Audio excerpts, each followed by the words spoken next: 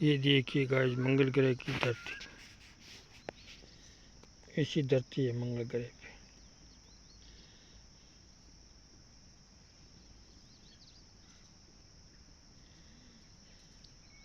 दिख रही है?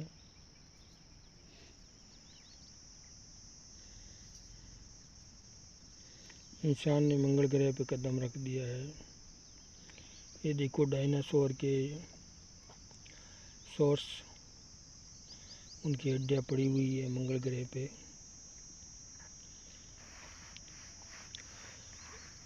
और मछलियों की हड्डियाँ भी पड़ी हुई है।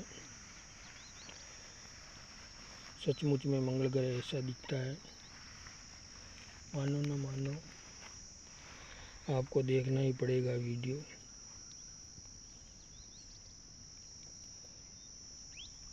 तो देखते रहिए मंगल ग्रह की धरती।